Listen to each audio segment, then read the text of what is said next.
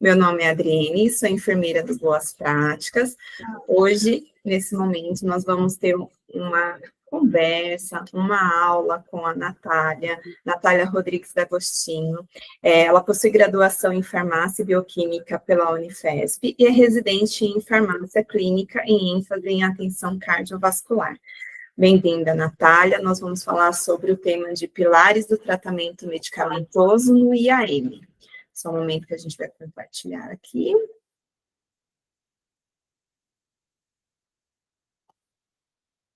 Prontinho, Natália, com você. Pessoal, boa tarde. Primeiro, quero começar agradecendo, a oportunidade. Obrigada pelo acolhimento, Projeto Boas Práticas. E hoje a gente vai conversar um pouquinho sobre o manejo do tratamento medicamentoso no infarto agudo do miocárdio. Então, para que a gente consiga ter um bate-papo legal, a gente vai precisar rever alguns conceitos, tá? Um desses conceitos corresponde às doenças arteriais coronarianas, conhecidas como DAC, que basicamente são doenças que vão afetar as coronárias, que são veias, que são artérias que irrigam o nosso músculo cardíaco. Nós temos 3 principais coronárias aqui no nosso coração. Eu trouxe aqui na imagem para a gente conseguir se guiar e ter uma noção um pouquinho melhor. Então, as coronárias, elas se ramificam a partir da aorta, e aqui no lado direito, a gente vai ter a coronária direita, tá? A coronária direita, ela é responsável por irrigar parte do nosso sinoatrial, tá? Então, ela ajuda bastante, ela é muito importante no controle da frequência cardíaca, contratilidade cardíaca, tá? Quando a gente vai para o lado esquerdo, a gente tem a coronária esquerda, o seu tronco, e a partir do tronco, ela vai se ramificar novamente. Aí ela vai se ramificar em artéria circunflexa, tá? E ela é circunflexa porque ela realmente vai dar a volta aí no nosso coração, tá?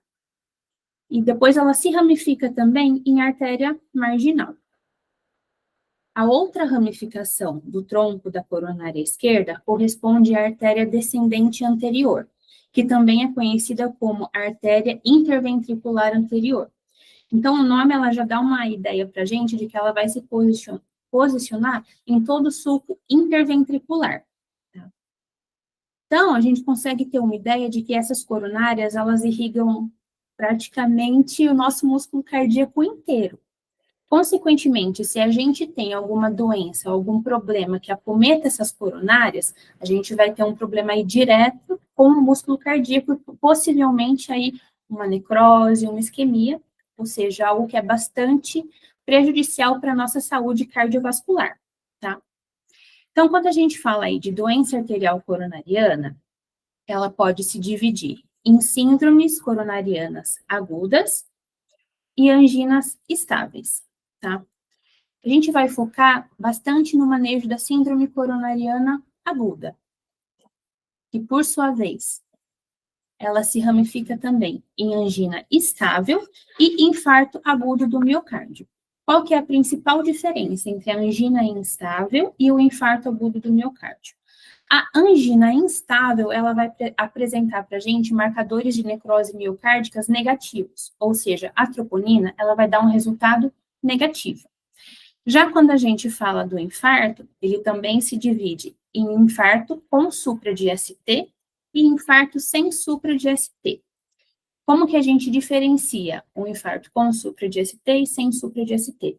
Primeira coisa que a gente precisa fazer é um eletrocardiograma, porque quando a gente tem um infarto com supra de ST, a gente já consegue observar essa informação diretamente ali no eletrocardiograma. A gente não precisa esperar o resultado de um exame, como seria o caso do doseamento dessa troponina. Então, falando agora um pouquinho dessa fisiopatologia do infarto, o principal fator que predispõe a uma doença arterial coronariana é a aterosclerose. Ela é caracterizada basicamente pela deposição de colesterol na parede vascular. Então, esse colesterol, essa gordura, ela começa a se acumular ali nas paredes do vaso, tá? E ela vai gerando uma inflamação e formando uma placa fibrosa até se tornar um ateroma. Esse ateroma, nessa placa aterosclerótica, ela pode crescer tanto a ponto de interromper o fluxo aí na artéria e ocasionar aí uma angina, porque ela vai interromper esse fluxo sanguíneo, né? E, consequentemente, vai interromper a chegada de oxigênio aí no músculo. E pode acontecer também dessa placa aterosclerótica se romper. E quando ela se rompe, a gente vai ter ativação de fatores de inflamação e da cascata de coagulação também. Então, aí a gente tem a formação de um trombo, que esse trombo ele também consegue ocluir essa artéria a partir do seu deslocamento. E quando a gente fala de infarto, o infarto tipo 1, que é o mais comumente observado, ele é justamente causado pela doença arterial coronariana aterotrombótica, precipitada justamente por essa ruptura da placa que a gente acabou de conversar. Então, a partir disso, identificação e manejo inicial de uma suspeita de síndrome coronariana aguda. Recebi na minha unidade um paciente que apresenta sinais de dor torácica típica, né? Então, basicamente, aquela sensação de um elefante, às vezes, sentado no peito, aquela dor em aperto, uma dor que, às vezes, irradia para as costas e não vai embora quando o paciente se mexe, se move, uma dor que, às vezes, pode irradiar até para a mandíbula, tá? Se esse paciente também estiver apresentando aí sudorese, dispneia, ou seja, se ele der indícios para a gente realmente de um sintoma anginoso severo, a gente precisa iniciar uma avaliação urgente. E a primeira coisa que a gente vai fazer é realizar um eletrocardiograma de 12 derivações, e é recomendado que esse eletro ele seja realizado em menos de 10 minutos após a chegada do paciente. Por quê? Porque se a gente realmente estiver passando ali por um infarto, se estiver realmente um infarto ocorrendo, significa que a gente vai ter uma coronária obstruída e que o músculo cardíaco não está recebendo oxigênio. Se ele não recebe oxigênio, a gente começa a ter necrose miocárdica, que é extremamente prejudicial aí, porque esse músculo, infelizmente, ele não se regenera, tá? Então, é uma lesão aí irreversível. Por isso que a gente fala que o tempo, ele é muito importante para a gente privar o nosso músculo, preservar o nosso músculo. Então, enquanto a gente está realizando aí esse eletrocardiograma e a gente está esperando aí uma análise, a gente pode iniciar um suporte imediato, que vai constar basicamente do quê? De um acesso venoso, monitorização desse paciente, vias aéreas e, se necessário, iniciar a oxigenoterapia, se a saturação estiver inferior a 90%. Não é recomendado iniciar a oxigenoterapia muito precocemente, porque alguns estudos demonstram que ela pode ser prejudicial justamente por gerar radicais livres, que aí vão complicar ainda mais o quadro, tá? A gente também evita oferecer ingesta oral de alimentos, e aí a gente vai preconizar analgesia desse paciente, porque ele vai estar referindo para a gente essa dor, essa angina, e a gente vai utilizar também nitratos sublinguais, que basicamente são medicamentos que vão vasodilatar essa coronária e tentar aumentar a perfusão através delas, tá? Vale ressaltar que os nitratos, eles têm algumas contraindicações. Se o paciente ele estiver muito hipotenso, não faz sentido a gente utilizar um medicamento que vai gerar vasodilatação, porque a gente vai piorar a hipotensão. Se esse paciente tiver aí um infarto de um ventrículo direito, essa prática ela também ela não é recomendada, né? Então, o uso dos nitratos, ele é criterioso, e uma ressalva muito importante é a gente se atentar ao fato desse paciente ter utilizado recentemente algum inibidor de fosfodiesterase 5, que seria basicamente o quê? Algum medicamento para disfunção erétil, né? Mas as mulheres e pessoas também conseguem utilizar essa classe de medicamentos não por esse quesito de disfunção erétil, mas sim por uma hipertensão pulmonar, tá? Se o nitrato for administrado aí meio que em um intervalo de tempo curto, após o uso de um inibidor da fosfodiesterase, esse paciente ele pode evoluir com uma hipotensão aí refratária, uma vasodilatação refratária, e aí esse paciente tem muito mais riscos de ter uma parada cardíaca, de evoluir de uma forma, de ter um desfecho negativo, tá? Outra medicação que a gente precisa utilizar com critério é a morfina endovenosa, porque a morfina, ela tende a reduzir a motilidade aí gástrica, então ela vai retardar a absorção dos medicamentos que são administrados por via oral. Tá? Além disso, ela pode ocasionar náuseas, vômitos, que são sintomas que a gente não deseja que o nosso paciente sinta. A gente vai monitorar também o controle glicêmico, né, desse paciente, e a gente precisa iniciar de forma muito mais precoce possível a DAPT, que é uma terapia conhecida como dupla antiagregação plaquetária. Por quê?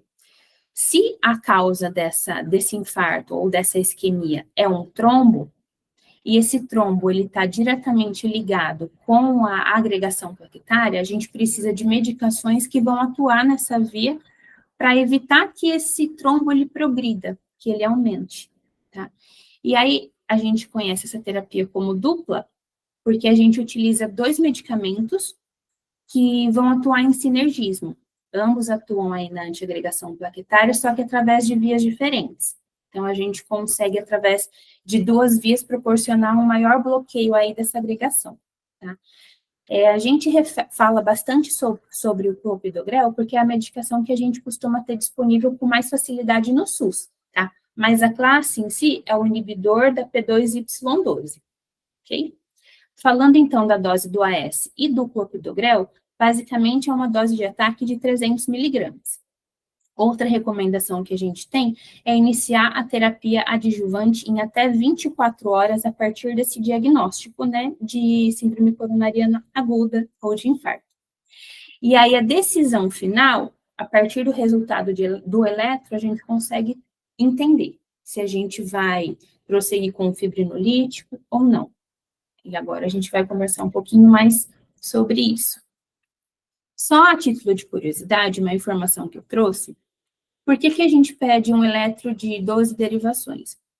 Cada derivação aí do eletro é como se ela monitorasse uma parede aí do coração, uma coronária. Então, é como se a gente conseguisse ter uma visão 360 graus aí desse órgão, tá? E aí a gente consegue entender, a partir da derivação, a coronária respectiva. Então, por exemplo, se um supra de ST, ele aparece ali na derivação V1 e V2, a gente consegue entender que, muito provavelmente, a artéria que está isquêmica é a artéria descendente anterior, e assim sucessivamente. Por isso que a gente fala que o eletro, ele acaba sendo um padrão ouro para a primeira parte dessa identificação e tomada de decisão dentro do infarto agudo. Então, vamos lá. Fiz o meu eletrocardiograma e apareceu um supra de ST persistente, ou seja, a coronária do meu paciente está obstruída, tá? E eu preciso iniciar o quanto antes a estratégia de reperfusão. Aqui eu trouxe a título para a gente conseguir ter um pouquinho de visualização. Essa imagem central aqui no meio é a coronária direita, tá? Então aqui em cima a gente tem o tronco e aqui ela está totalmente perfundida, bonitinha. Essa imagem aqui ao lado, ela traz para a gente o tronco da coronária direita e aqui onde está sinalizado a gente tem um trombo. Ou seja, a partir daqui, essa coronária ela não recebe mais sangue, o nosso músculo cardíaco não está mais irrigado. Por isso que é tão importante iniciar essa estratégia de reperfusão e tomar uma conduta já a partir do resultado desse eletrocardiograma. Tá?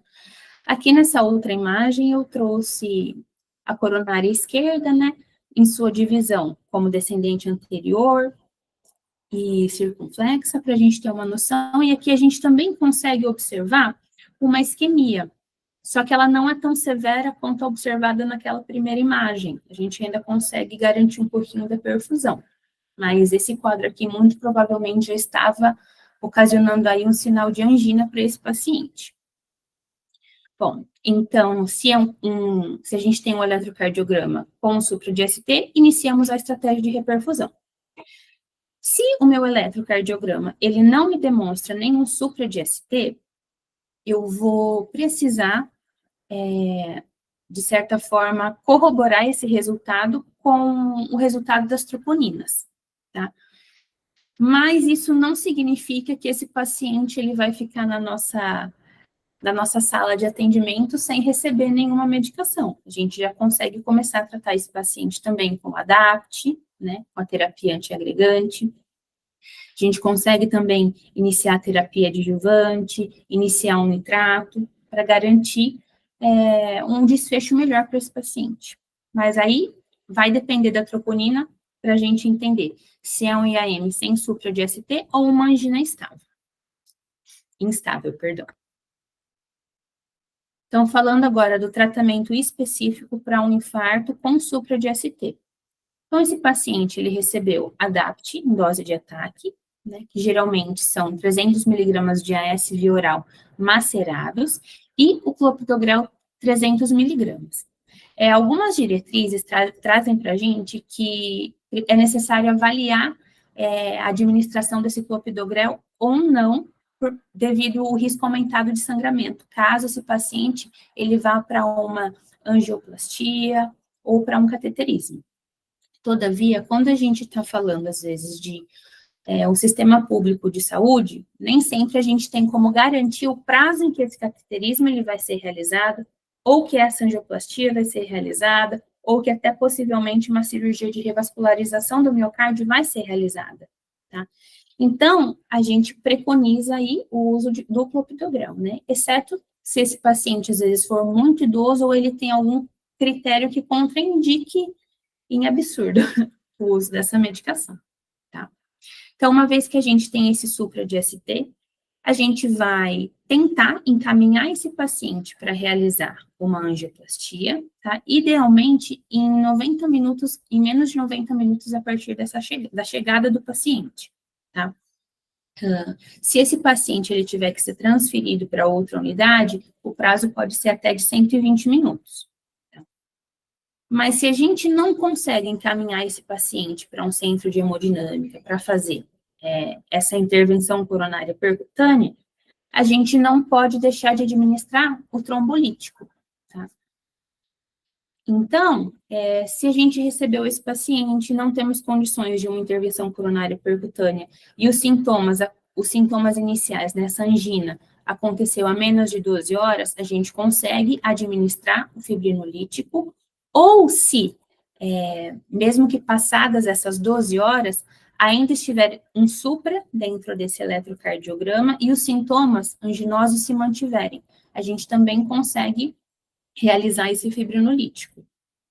E aí, esse fibrinolítico, ele deve ser administrado o quanto antes, a partir da estratificação de infarto com supra de ST. E as terapias adjuvantes, a gente vai iniciar em aí 24 horas. Esse paciente, ele vai manter DAPT, só que aí já vai ser em dose de manutenção, não vai ser mais em dose de ataque. Se esse paciente, ele foi admitido na unidade, recebeu dose de ataque, a dose de manutenção ele vai receber apenas no dia seguinte. Não é indicado administrar a dose de ataque e a dose de manutenção no mesmo dia, tá? Além disso, esse paciente ele tem indicação para receber um beta-bloqueador oral. Lógico, se ele não estiver com uma pressão sistólica muito baixa, se ele não tiver um bloqueio atrioventricular, se ele não tiver um histórico de asma ou de uma broncoconstrição grave, uma disfunção ventricular grave ou uma frequência cardíaca muito baixa. Tá? A estatina, em dose alta, a estatina otimizada, ela também tem indicação para ser administrada o mais precocemente possível, tá? E o horário de administração dessa estatina, ela não importa, tá? Por quê? Porque ela é administrada não com o foco de reduzir o LDL, mas com o foco de estabilizar esse trombo, né? Então, a gente tem essa indicação de iniciar o quanto antes. Além disso, o paciente tem indicação para receber IECA ou BRA, tá? Salvo se ele não estiver hipotenso, né? Ou com a creatinina muito elevada, ou potássio muito elevado. E assim por diante. Mas mais à frente a gente vai discutir um pouquinho mais a fundo cada medicação e a sua importância no pilar, dentro dos pilares. Então, falando um pouquinho aqui do fibrinolítico, a recomendação é que ela seja iniciada em até 10 minutos após a confirmação de diagnóstico de infarto com supra. Nas redes públicas de saúde, a gente costuma ter a ateplase, porque ela também é utilizada como primeira escolha para AVC, e a gente costuma ter também a tecneteplase, tá? A streptokinase é um medicamento mais antigo, tá? Só que ele é muito antigênico.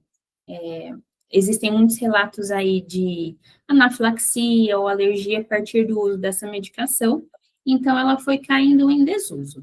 Tá? Além disso, ela tem menos afinidade aí pela rede de fibrina do que os outros fibrinolíticos, tá?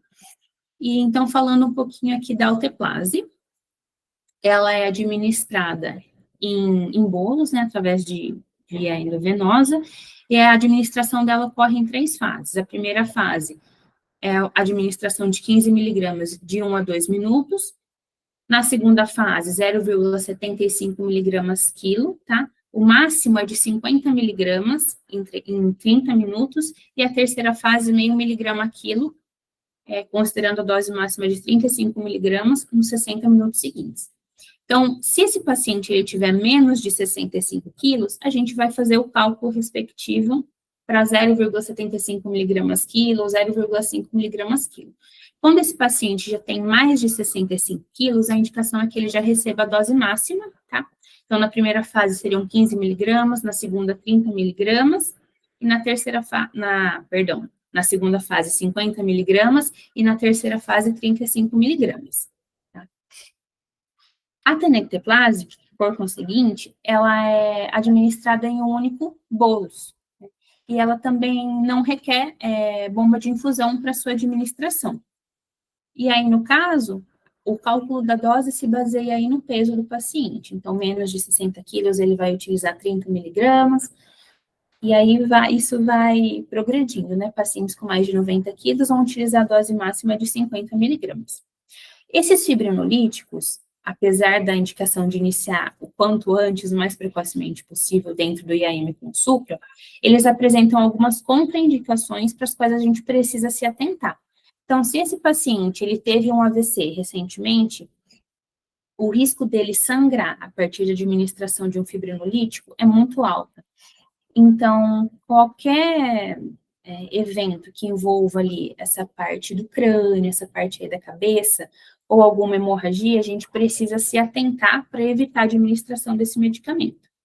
E existem também algumas contraindicações aí que são relativas, como a doença hepática avançada, o uso de varfarina, né, por parte desse paciente, gravidez, tá?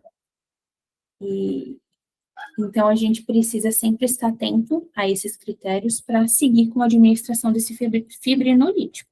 Mas, salvo essas contraindicações, iniciar o quanto antes a terapia. Então, aqui, só para a gente relembrar o manejo do infarto agudo com supra, se esse paciente tiver condições de passar por uma intervenção coronária percutânea, é o melhor caminho, fazer um cateterismo, porque assim a gente consegue observar de forma mais exata, né, a região da lesão e tratar de forma mais segura também.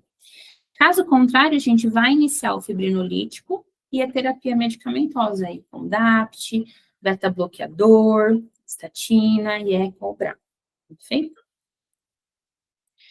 E agora, falando do tratamento específico para infarto sem supra de ST, ele tem pouquíssima diferença comparado com o tratamento utilizado no infarto com supra de ST. Basicamente, como a oclusão que a coronária ela sofre não é completa, a gente não tem indicação de utilizar ali um fibrinolítico para dissolver esse coágulo, né? A gente vai atacar basicamente a cascata de coagulação e a antiagregação plaquetária, e a agregação plaquetária. Então, a gente vai atuar nessas duas vias, administrando a DAPT e iniciando o anticoagulante. Preferencialmente, a heparina de baixo peso molecular. Por quê? Porque se a gente utiliza a heparina não fracionada, a gente precisa ficar atento ao TTPA. E muitas unidades de saúde, às vezes, não disponibilizam de um laboratório ali próximo para conseguir fazer esse acompanhamento. Então, a gente sempre pode optar pela heparina de baixo peso molecular, tá? Vai ser mantida aí a DAPT em dose de manutenção, o beta-bloqueador oral, a estatina em dose alta e o IECA ou BRA. Então, aqui, no infarto sem supra de ST, em vez de fibrinolítico como indicação imediata, a gente vai administrar o anticoagulante, tá? E adapte a terapia medicamentosa adjuvante. Se esse paciente ele tiver condições de ser encaminhado para um cateterismo, a gente também indica. E aí, agora, focando um pouquinho nessa terapia adjuvante de que a gente tanto conversou, tá?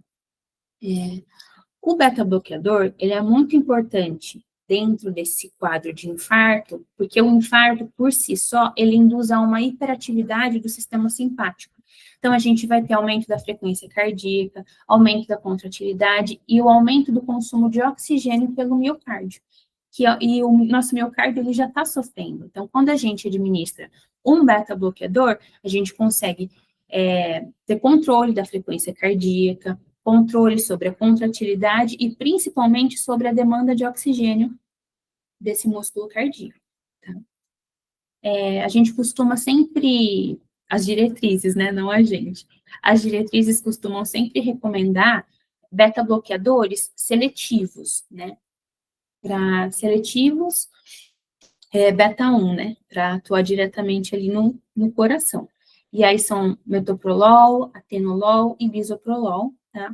Atenolol e bisoprolol são medicamentos que a gente tem disponível no SUS. Então, a gente consegue super garantir essa terapia.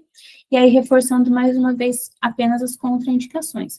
Frequência cardíaca inferior a 60 batimentos cardíacos, pressão sistólica muito baixa, algum bloqueio atrioventricular, histórico de asma ou DPOC grave, tá?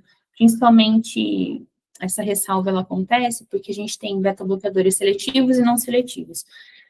Nós temos receptores beta também nos nossos brônquios, nos nossos pulmões, então se a gente utiliza um beta-bloqueador não seletivo, a gente pode piorar esse quadro.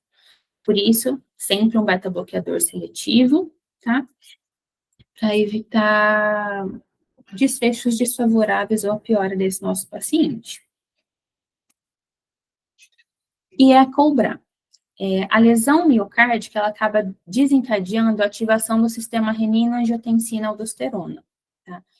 E a angiotensina, ela tem uma atividade muito grande no que a gente chama de remodelamento cardíaco, tá? Ela acaba predispondo aí o remodelamento cardíaco e pode, por sua vez, ocasionar aí uma hipertrofia ventricular, uma hipertrofia miocárdica, que é algo que a gente não quer que esse paciente sofra. Tá? Então, essas medicações, elas entram nos pilares com esse sentido, de controlar o remodelamento cardíaco, né, e reduzir a pós-carga, porque essas medicações também proporcionam uma vasodilatação periférica. E aí, no caso, os medicamentos que costumam ser recomendados dentro do IECA são enalapril, ramipril ou lisinopril, tá? No SUS, na rede pública de saúde, a gente consegue encontrar o enalapril e o captopril. Contraindicações do IECA ou BRA são contraindicações que estão diretamente ligadas ao sistema renina-angiotensina-aldosterona, né? Então, se a gente tiver uma creatinina muito alta, esse rim está sobrecarregado, um potássio muito alto, a gente também não recomenda. Pressão sistólica inferior a 90, a gente também não recomenda, porque como essas medicações vão proporcionar vasodilatação, esse paciente pode tender a hipotensão, tá? Se esse paciente, ele também já tem um histórico de angioedema na utilização do IECA, a gente opta pelo quê? Pelos BRA, que são bloqueadores dos receptores de angiotensina. E aí, as diretrizes costumam falar, nesse contexto, que os BRA costumam ser reservados, então, para pacientes com intolerância ao IECA. E aí, a gente tem, na rede pública de saúde, a losartana. Lógico que, se a gente não tiver disponível na nossa unidade um IECA, não é indicado deixar de tratar esse paciente, vamos tratá-lo como BRA. É muito mais positivo que esse paciente receba esse pilar de tratamento do que ficar sem essa medicação. E aí, falando também das estatinas. As estatinas, né, são medicamentos utilizados aí no controle do colesterol, que, por sua vez, eles vão eles costumam atuar aí no controle do desenvolvimento dessa aterosclerose, mas no contexto do infarto, elas não são administradas com o intuito de reduzir o LDL, mas sim com o intuito de estabilizar a placa aterosclerótica e reduzir a inflamação no vaso, tá? E, consequentemente, elas vão reduzir também a progressão da dislipidemia, mas não é o foco inicial, tá? A preferência é por estatinas de alta potência, tá? Que geralmente são rosuvastatina ou atorvastatina. Não são medicações que a gente encontra com certa facilidade na rede pública, mas como alternativa, a gente tem a simvastatina. Pode ser administrada, com certeza, tá? Aí, no caso, a dose máxima recomendada em bula da simvastatina é 40 miligramas dia, mas tem relatos também de pacientes que chegam a utilizar até 80 miligramas, né? Mas são pacientes que já utilizam estatina há mais de 12 meses e não tiveram nenhum efeito adverso muscular, né? Porque essa dose mais alta, ela predispõe a rabdomiólise e maior dor em si, né? Que é um relato comum, de certa forma, dos pacientes que usam estatinas. Perfeito? Além disso, um paciente que ele teve um evento cardiovascular, como o infarto, ele automaticamente passa a ser classificado como um paciente de muito alto risco cardiovascular. E aí a gente tem a indicação perante as diretrizes de manter um LDL inferior a 50 miligramas por decilitro. Ou seja, esse paciente, ele vai ser tratado com estatina, tá? Então, não tem por que a gente adiar a sua administração, tá? A terapia hipolipemiante, aí falando novamente dessa questão do LDL, um pouquinho da prevenção secundária, ela pode ser otimizada com outras medicações, mas são medicações que também não estão disponíveis no SUS, tá? Então, a gente foca bastante na administração da simvastatina, do medicamento que a gente tem disponível, super benéfico. E o pilar final seria a DAPT, que é a antiagregação plaquetária, tá? Basicamente, a gente utiliza o AS, que é o ácido acetil salicílico, porque ele age inibindo a COX, tá? E o inibidor de P2Y12, que é o clopidogrel, ele age inibindo esse receptor aqui, P2Y12. Então, os dois atuam nas plaquetas, mas em vias diferentes. E os dois contribuem para evitar essa agregação plaquetária e a progressão desse trombo. Temos outros medicamentos, exemplos aí da classe inibidor de P2Y12, como o Brilinta ou Ticagrelor, tá? Que no caso é Ticagrelor 90 miligramas, e diferente do clopidogrel, que é administrado uma vez ao dia, ele é administrado 2 vezes ao dia. É um medicamento de alto custo também, tá? Temos o Prasugrel, de 10 miligramas, que é administrado também uma vez ao dia, e o clopidogrel, né? Nosso carro-chefe aí. Então, quando esse paciente ele passa aí por infarto, é muito importante que a gente tenha consciência do que o manejo inadequado desse paciente, né, principalmente no que tange terapia medicamentosa, pode levar. Uma vez que esse paciente, muito provavelmente, perdeu massa cardíaca, né, músculo cardíaco, ele pode evoluir aí para uma RM, né, uma revascularização, como forma de tentar garantir maior perfusão sanguínea ao músculo cardíaco, pode evoluir para uma insuficiência cardíaca, pode piorar quadros de pacientes que já têm DPOC, a morte, né, miocárdica ali, ela pode predispor eventos de fibrilação atrial, corroborar com o surgimento de hipertensão pulmonar, doença renal crônica, porque os rins passam também a ficar mal perfundidos, dependendo do nível de lesão, insuficiências valvares, e a predisposição a inúmeros outros trombos, né, que também predispõem à ocorrência de AVC, né, e até chegar num TX. Então, por isso que a gente fala tanto da importância da gente tratar o infarto ali de forma imediata dentro da nossa unidade de saúde, mas não abandonar esse paciente após esse tratamento precoce, tá? Ele precisa desses pilares adjuvantes, porque eles vão reduzir bastante esses desfechos negativos e a mortalidade desses pacientes. Então, as mensagens finais, basicamente, são: a gente precisa reconhecer rapidamente os sinais de infarto, a gente precisa entender como distinguir o IAM com supra e sem supra, e definir a nossa conduta a partir disso, e iniciar esses pilares de tratamento medicamentoso o quanto antes, tá? Eles são a base da farmacoterapia para reduzir a mortalidade e prevenir complicações desses pacientes, tá? Além disso, a gente também pode sempre indicar mudanças no estilo de vida, cessação de tabagismo, exercício físico, controle de peso, controle de glicemia, controle de LDL e vacinação. Tá? Então, tudo isso engloba o nosso papel como profissional da saúde e como forma de cuidar dos nossos pacientes. Obrigado, pessoal. Muito obrigada, Nath, pela explanação. Excelente aula.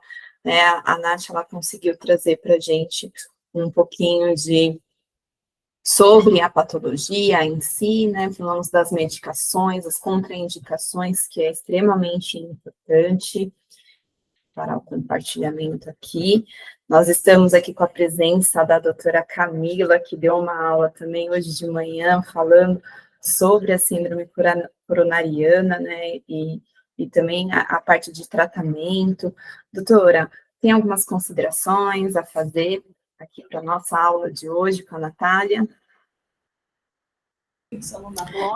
Realmente foi excelente, parabéns, Natália, por todas as colocações que foram, todas as colocações finalizadas, muito interessante, né, você focou bastante no mecanismo de ação dos medicamentos, né, e eu sempre acho que, assim, é muito mais fácil a gente conseguir compreender por que eu uso um medicamento quando a gente entende qual é o mecanismo de ação, aonde ele atua, quais são os receptores, né?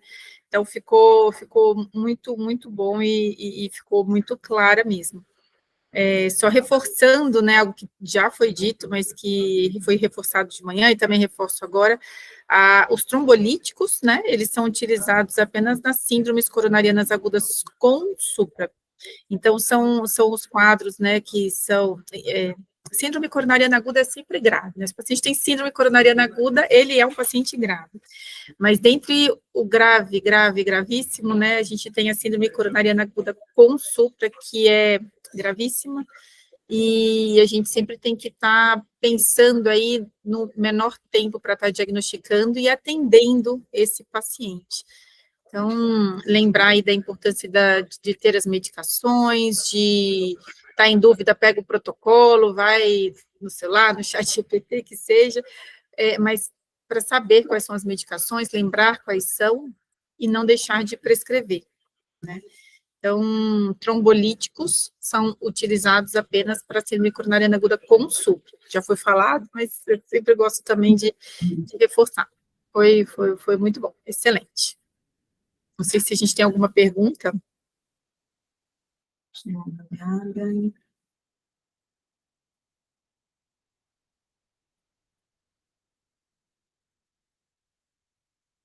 Eu queria perguntar para... Enquanto as perguntas ainda não chegaram, a gente pode postar aí no chat. Queria perguntar aqui para a Nath. Nath, da simvastatina, a gente precisa fazer somente no período da noite, ou a gente pode fazer a simvastatina no início, já assim que foi indiciado que o paciente está, né, num quadro de infarto agudo? Basicamente, o que acontece sobre essa questão da gente administrar estatinas no período noturno? Da onde surgiu isso? Basicamente, o nosso pico de produção de colesterol, ele acaba sendo no período noturno. Tá? Então, quando a gente pensa em medicações que vão agir aí no controle do colesterol, é indicado que essas medicações, elas tenham um tempo de ação que vai até o período noturno, o que não acontece com a simvastatina. O tempo de meia-vida dela é um pouco mais curto, tá? Se eu não me engano, é cerca de 6 horas. Então, se esse paciente tomar simvastatina, por exemplo, pela manhã, quando a gente tiver o pico de produção de colesterol, essa medicação ela não vai estar fazendo efeito. Então, foi a partir daí que veio a convenção de que as estatinas, elas precisam ser administradas no período noturno, tá? Quando a gente está falando aí do infarto, o foco dessa estatina não é reduzir o LDL, tá? O foco é basicamente estabilizar essa placa aterosclerótica que está causando a obstrução. Então, a gente consegue sim, tem indicação para administrar ela o quanto antes. A partir desse diagnóstico, a gente já consegue. Perfeito, Nath. E, doutora, se eu tenho um paciente hipertenso, né, e que ele acabou de abrir o protocolo, qual medicação de melhor escolha para fazer o acompanhamento desse paciente?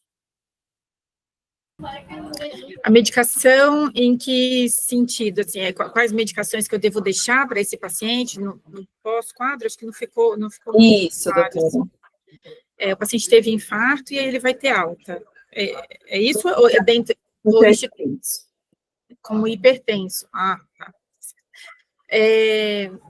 Bom, pensando na síndrome coronariana aguda, indo um pouquinho antes da síndrome coronariana aguda, a gente utiliza alguns medicamentos que têm um efeito aí de vasodilatador, redução de pós-carga, né, que são os IECAs e os BRAs, que são excelentes antihipertensivos para serem deixados posterior ao quadro, né, ou na continuidade aí do quadro. Por quê? Porque são medicamentos que atuam também no remodelamento ventricular. Se o paciente teve um infarto, então são medicamentos que auxiliam, na manutenção ou melhora da reestruturação do miocárdio. Ah, mas o miocárdio que foi lesionado, ele pode ser recuperado? Uma vez que uma célula, ela morre, né, assim, ou seja, que há uma fibrose, faltou sangue, aí deu isquemia, necrose, fibrose. Fibrose é cicatriz. Essa célula não volta mais. Mas, devido aos mecanismos físicos que a gente tem de contratilidade do coração, se a gente tem alguma área que não funciona bem, isso pode interferir na mecânica de todo o restante do coração. Então, às vezes, eu tenho um infarto muito extenso, e se eu não cuido desse coração, aquela área que não bate, aquela área da fibrose, ela não bate muito bem. Então, as outras, elas vão se esforçando muito para conseguir compensar a área que não bate bem. E isso pode causar no coração um remodelamento cardíaco. Um remodelamento, como o próprio nome diz, ele remodela o coração. E o remodelamento, ele pode ser para o bem ou para o mal. Nesse caso, ele seria um remodelamento para o mal. Você pode ter dilatação ventricular, você pode evoluir para disfunção ventricular, isso pensando nas consequências de médio a longo prazo, na verdade, de curto, médio e longo prazo, né, dos casos de síndrome coronariana aguda. Então, medicamentos que podem auxiliar na pressão e, por tabela, nos auxiliam nessa redução do remodelamento negativo do coração, os IECAs e BRAs são excelentes medicações que podem ser utilizadas. A gente tem aí no mercado uma gama, né? A Nath falou aí de quais são as possibilidades, né? Quais são os medicamentos que a gente pode utilizar na síndrome coronariana aguda, e tem os de uso crônico também, né? Então, esses seriam os melhores medicamentos. Se o paciente tem uma crise hipertensiva associada ao quadro agudo, que foi uma das coisas que a gente conversou de manhã, que eu acho que é muito válido a gente falar, por exemplo, o paciente chegou com um quadro de infarto agudo do miocárdio e ele está mega hipertenso. Ele está com 210 por 120 de pé, ou seja, acima de 190 de sistólica e acima de 120 de diastólica, ou seja, é uma hipertensão importante, né? O que eu tenho que fazer? Eu tenho que, todas as vezes que eu tenho uma síndrome coronariana aguda, eu tenho que dar um conforto para esse coração. Eu falei de manhã descanso, mas não é descanso, não. O coração não pode descansar, não. Você tem que dar um conforto para o coração, para que ele se esforce menos, né? E aí, o que é importante? É importante eu reduzir a pós-carga, que é a pressão que eu tenho, que o coração tem que vencer para jogar o sangue para frente. Toda vez que o coração bombeia na sístole, ele joga o sangue para frente. Se eu tenho uma periferia, uns vasos periféricos muito estreitinhos, ele tem que jogar uma força maior para conseguir jogar aquele sangue para frente. Se eu consigo dilatar um pouquinho esses vasos após o coração, eu reduzo a pós-carga. e reduzindo a pós-carga, eu diminuo a força que o coração tem que fazer naquele momento que ele está fragilizado. Então, se o paciente está muito hipertenso, eu tenho que reduzir a pressão, faz parte do meu tratamento, controlar a pressão, certo? E aí, uma das medicações que a gente pode utilizar, se o paciente tem uma síndrome coronariana aguda e tem dor, eu já posso usar o nitrato. O nitrato, ele dilata as coronárias, ele reduz a pós-carga e ele diminui a dor, né? Se eu dilata a coronária, o paciente pode ter redução da angina. Se reduz a dor, estressa menos, e aí esse paciente pode, libera menos adrenalina, né? Toda vez que a gente tem dor, a gente libera adrenalina. Então, a gente diminuiria aí essa descarga adrenérgica, que poderia diminuir a pressão também. Se eu usei a nitroglicerina, que é o Tridil, e mesmo assim o paciente continua hipertenso, aí eu posso lançar mão do nitroprusiato, que é o Niprid, porque aí ele é um vasodilatador periférico, eu controlo a pressão e eu diminuindo a pós-carga do coração, certo? Perfeito, doutora. A senhora já estava falando do nitrato, já vou puxar aqui uma pergunta da Karen sobre o uso da morfina na emergência. Qual contraindicação, Nath? E quando não posso usar o nitrato, mas posso usar a morfina? E a doutora complementa também. Basicamente, a morfina, ela tende a retardar o esvaziamento aí gástrico, tá? Então, ela tende a reduzir a absorção de medicamentos que são administrados por via oral. Por isso que ela não é indicada no manejo inicial do infarto. Todavia, se a gente tentou utilizar o nitrato para vasodilatar, para controlar a dor desse paciente, e ele não foi efetivo, a gente consegue utilizar a morfina sim. A gente monitora esse paciente e utiliza a medicação. Doutora? Exatamente, né? O fato de reduzir a motilidade gástrica acaba podendo retardar um pouco essa absorção dos medicamentos. Então, eu falo que a morfina, ela era mocinha há alguns anos atrás, ela virou vilã, e atualmente ela é menos vilã do que era antes, né? Então, assim, teve um momento aí que a morfina era quase contraindicada de ser utilizada no infarto, justamente por esse retardo de esvaziamento gástrico, né? Mas ela tem o seu papel também, né? Então, quando que a gente usa, pensando no algoritmo normal, que o paciente recebeu o Isordil, né, recebeu o nitrato, e mesmo assim ele continua com dor, aí a morfina ela vem. Então, a gente fala que a gente usa a morfina para analgesia, para melhorar a dor, que aí o paciente fica mais calmo, diminui a descarga adrenérgica e dá uma melhorada, né, melhora a complacência pulmonar também. Então, a gente fala que a gente usa morfina nos casos nos casos de dor refratária. E o que é, por definição, uma dor refratária? É uma dor que eu fiz as 3 doses do Isordil, eu fiz 5, depois mais 5, depois mais 5, com intervalo aí entre as doses de torno de 10 a 15 minutos, e mesmo assim o paciente persiste com dor. Aí eu posso lançar a mão da morfina, certo?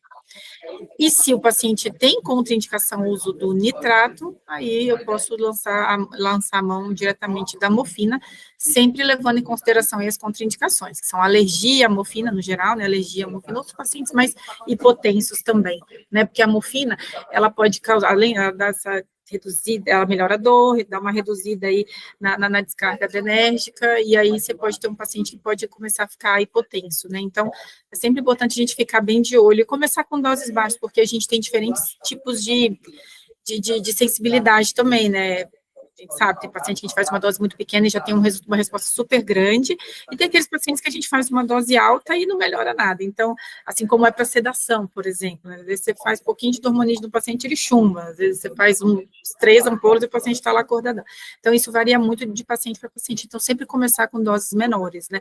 2 miligramas, às vezes 1 miligrama, se for um idoso, por exemplo, depois 2 miligramas, para a gente ir vendo e tateando a resposta dele, certo?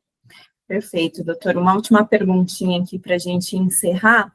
A Debrito, ela pediu se era possível fazer um resumão das medicações que a gente pode administrar na angina instável e no infarto do miocárdio sem supra-ST.